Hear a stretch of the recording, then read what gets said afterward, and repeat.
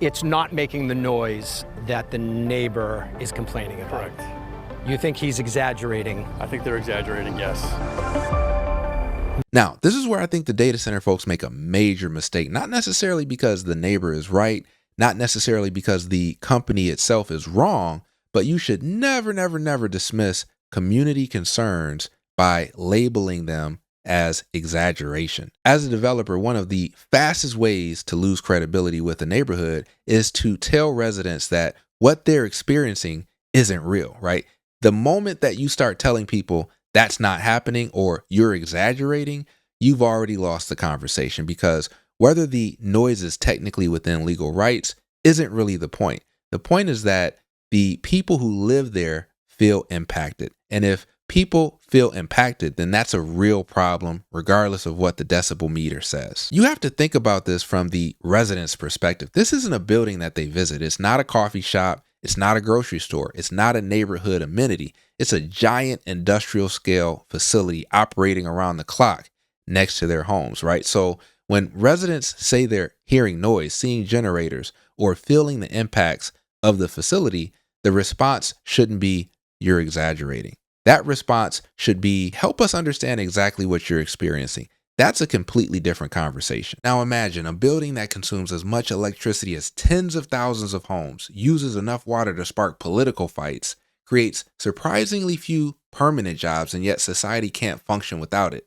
That's the reality of the modern data center. But are communities rejecting data centers because they're actually harmful, or are they rejecting them because they're finally realizing that the digital economy doesn't always benefit the neighborhoods that host it? Today, we're reacting to a fascinating report from WBZ-TV, which got rare access into one of Massachusetts' largest data centers.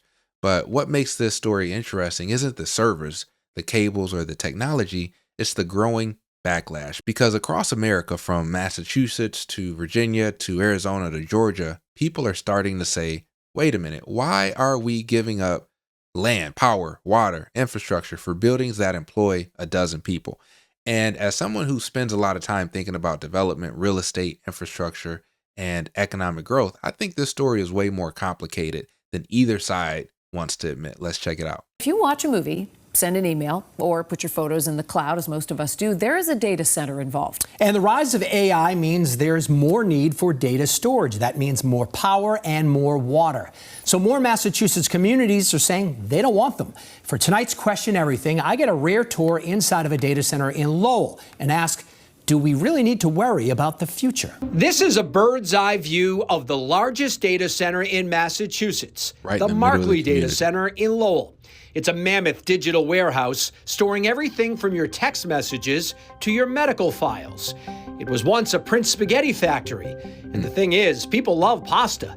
Data centers, not so much. Now, one of the biggest misconceptions is that the cloud is some magical floating thing in cyberspace. It isn't. The cloud is a building, actually thousands of buildings, massive warehouses packed with servers, consuming staggering amounts of electricity. Every TikTok, every Netflix stream, every ChatGPT prompt, every online banking transaction, somewhere a physical machine is processing that information. Think about it this way. In the industrial era, cities competed for things like steel mills, factories, railroads, ports, right? Today, cities are or should be competing for things like data centers, fiber networks, semiconductor facilities, AI infrastructure, right?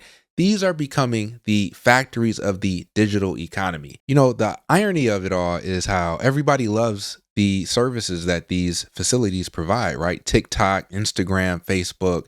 Heck, you're on YouTube right now, which obviously will use a data center in one format or another, but nobody wants the actual buildings in their neighborhood, right? And so I feel that this is the digital version of not in my backyard. But for the most part, we're not just talking about normal internet growth anymore, right? We're talking about AI growth, and AI is an absolute infrastructure monster. That building was always there, but it was not that color. Jake Fortes might be its biggest critic. This blue house is his childhood home, and he doesn't just call Markley a bad neighbor. He's got another name. It's nicknamed by a lot of residents in the neighborhood the Dungeon, because it seriously is just this black building that looms over us. The building has 27 emergency generators with smokestacks. Jake claims they send fumes toward his home, and he says the rows of air conditioning units on the roof are always humming. You'll hear the AC units. That's a constant. Okay, so this is where things get uncomfortable for the tech industry because residents aren't talking about service. They're talking about quality of life, and that's a legitimate concern. Imagine buying a home that you want to raise your family at, and then suddenly next door, a giant black industrial building, no retail, no park, no restaurants, no neighborhood amenities, just a massive box, right? Just appears in your backyard. You know, the emotional response is most definitely understandable. Now, with that said, we should also ask, would residents have preferred a traditional factory, right? A trucking terminal, a warehouse, an oil refinery? Compared to many industrial uses, data centers can actually be relatively low impact. And so the question isn't whether they're perfect. The question is what the alternative land use would have been for this site. From Lowell to Los Angeles, there are coast-to-coast concerns about what these data centers can do to the environment. From the massive amount of energy they use to the incredible amount of water they need to keep all of the equipment cool. But the owners of this data center say it is not a drain on resources. Here's the thing, servers generate an enormous amount of heat, right? Heat is the enemy. Too much heat destroys the billions of dollars in equipment and data that they are meant to, store and distribute, right? And so cooling systems become essential. Historically, this meant cooling towers, evaporative cooling, water-intensive systems. But these newer facilities are increasingly using closed-loop systems, air cooling, hybrid cooling, liquid cooling technologies. Not all data centers are created equal. But what the public hears is that data centers use a ton of water, right? And the public is not happy about the water usage that a data center uses. Now, the public very rarely hears that golf courses also use a ton of water. Manufacturing uses a ton of water. Power plants use a ton of water. Agriculture uses enormous amounts of water, right? The real question isn't whether water is used. The question is whether it's a smart use of local resources. So all of this is basically air conditioning. I asked Markley for a tour of that data center, which they never do. Units to keep things from overheating? Correct. That's Adam Burnham. He's the corporate vice president for Markley and our tour guide. There are long, stark white hallways here, leading to rooms full of machines taking in, transforming, and distributing huge amounts of power throughout the building. How much electricity? Well, Markley doesn't say. Most data centers don't. But its Boston location boasts up to 30 megawatts of power, which is comparable to what tens of thousands of homes could use at any given time. 30 megawatts of power. Let's translate this into normal human language. 30 megawatts is huge. Roughly speaking, that's enough electricity to power thousands upon thousands of homes, and that's just one facility. Now imagine dozens or hundreds, right? But this is why utility companies across America are a bit nervous, right? The future electrical grid wasn't designed for things like AI, electric vehicles, building electrification, massive data center growth, right? All at once. But this is why a number of communities are downright resisting data centers because they're worried infrastructure upgrades will ultimately be subsidized by ratepayers, and that's a legitimate political concern. How many servers do you have here in this building? There must be thousands from hundreds of different customers. And how much data is stored here? It would be hard to even quantify it. It's, to use technical terms, it would be petabytes. Whatever is bigger than a petabyte. What kind of bytes? Petabytes would be a big number. Okay, many petabytes. Many petabytes from many customers. So how much data are we talking? Well, just 1 petabyte is equal to roughly 250 million photos, or the storage capacity of 250,000 smartphones, or 13 years worth of continuous high-definition movies. We can't bring the cameras in this room, but what kind of things are we going to see? So you're going to see in here servers, routers, switches, equipment from all different types of companies, financial companies, life science companies. You're going to see universities. So what was inside? Well, this is what a rack of servers looks like at WBZ. Picture thousands of them. To keep them cool, some data centers use up to 5 million gallons of water every single day. Wow. Here? So are you using millions of gallons of water here? It's possible. I don't know the numbers. Okay.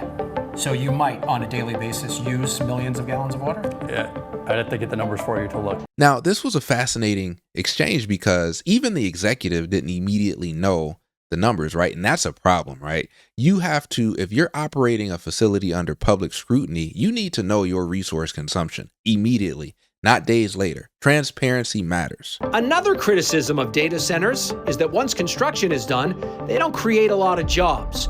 Well, Markley actually brought a representative for the Electrical Workers Union, IBEW, to our shoot. Lou Antonellis would answer questions about job creation. And how many employees do you have working here?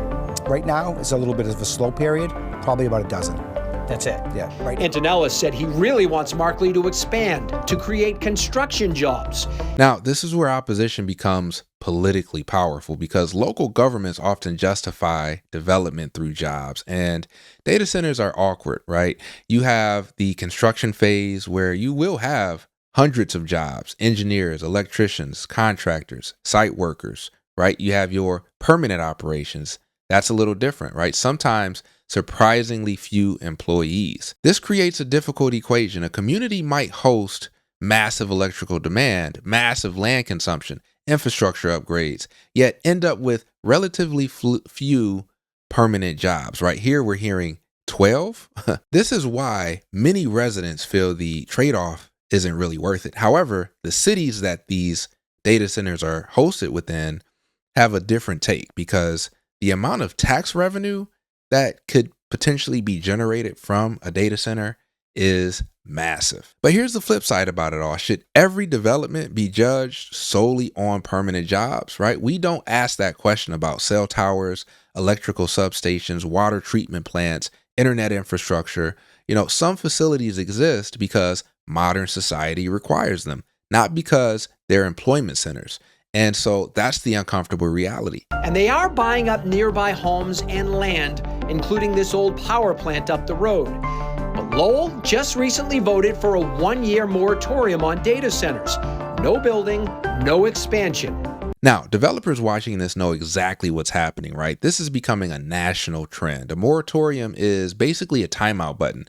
Local governments hit pause, no approvals, no expansion, no new projects. They use this time to update zoning rules and things of that nature. But data centers are showing up faster than regulations can keep up. And so this sounds a little familiar, right? This is exactly what happened with Airbnb, ride sharing, cannabis facilities, solar farms, battery storage, things of that nature, right? Technology moved faster than policy. Back to our tour. The final stop was to listen to the emergency generators that neighbors like Jake had complained about.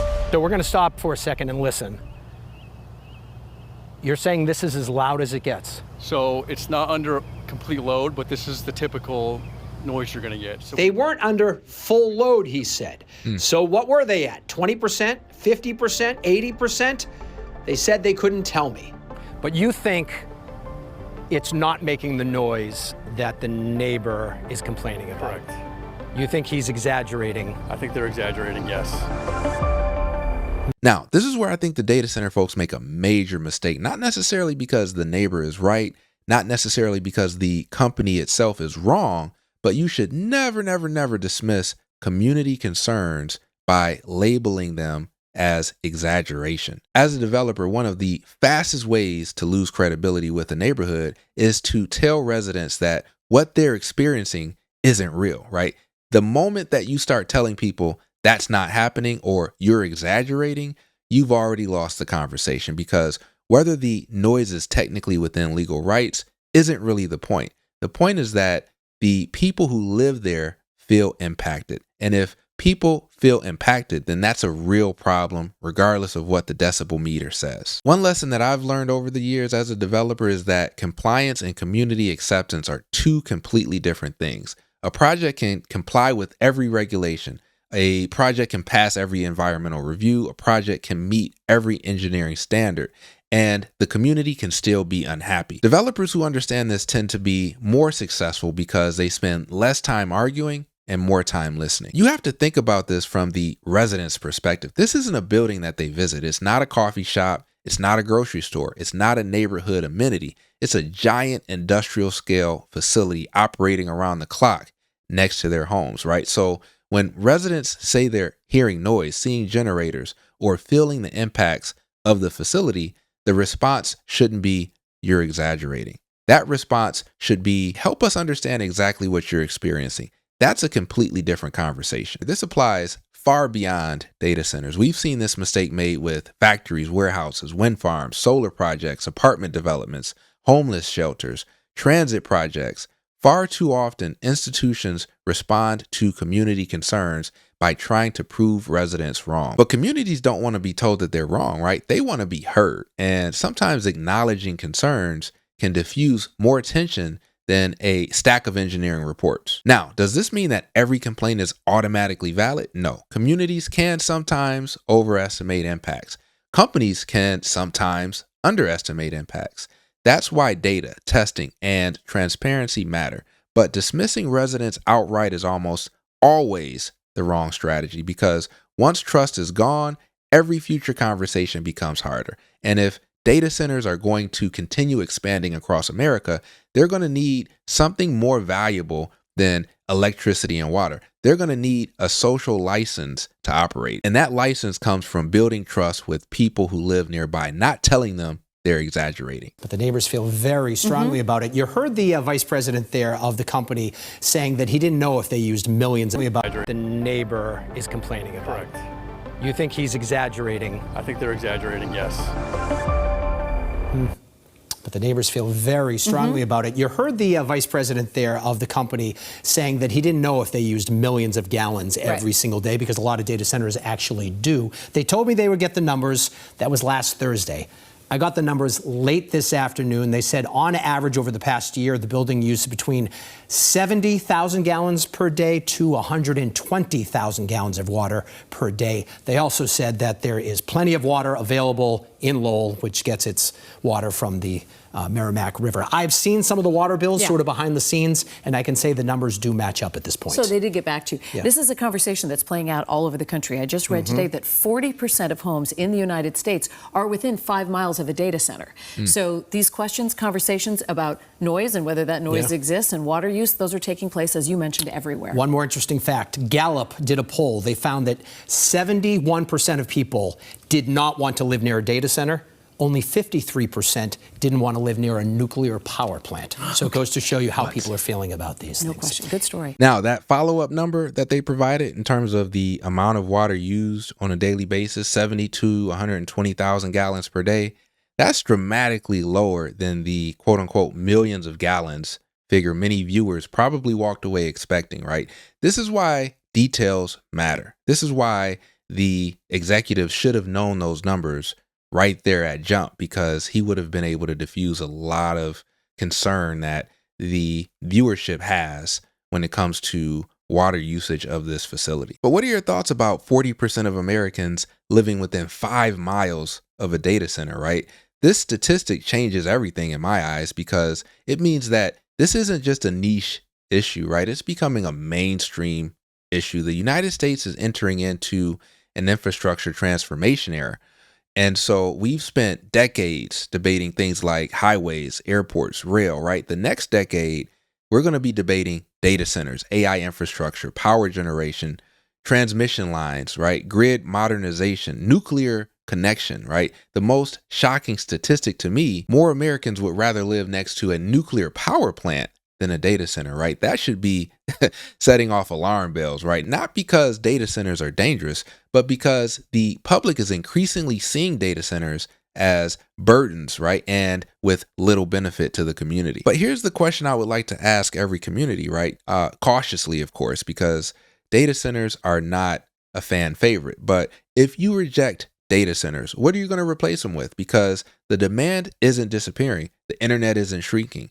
AI isn't slowing down. Cloud computing isn't going away. If one city says no, another city says yes. The tax base, construction jobs, infrastructure investment, and economic activity will most definitely follow. The challenge is finding a model where communities actually benefit from hosting these facilities. That could mean community benefit agreements, tax revenue sharing, workforce programs, utility infrastructure investments, public transparency requirements, right? Because data centers are inevitable. Let's be clear here. The real conflict isn't technology versus neighborhoods. It's value creation versus value distribution. The benefits of data centers are global, right? The impacts are local. Everyone gets Google, everyone gets Netflix, everyone gets AI, but a handful of neighborhoods get the building, the generators, the electrical infrastructure, the cooling systems, right? That's the tension. And until that imbalance is addressed, opposition will continue to grow. You know, the thing that stands out to me when I come across these types of stories isn't the water usage, the electricity consumption. It's not even the noise complaints. It's the fact that we've become completely dependent on infrastructure most people never even think about. Every AI conversation, every cloud file, every streaming video, it all depends on buildings that most Americans don't want near them. And that's the contradiction at the heart of the modern economy. So I'm a bit curious to know what you guys think. Would you rather live next to a data center or a nuclear power plant, right? And should communities have the right to reject data centers entirely, even if that means slowing down AI growth and digital infrastructure? Drop your thoughts in the comment section below.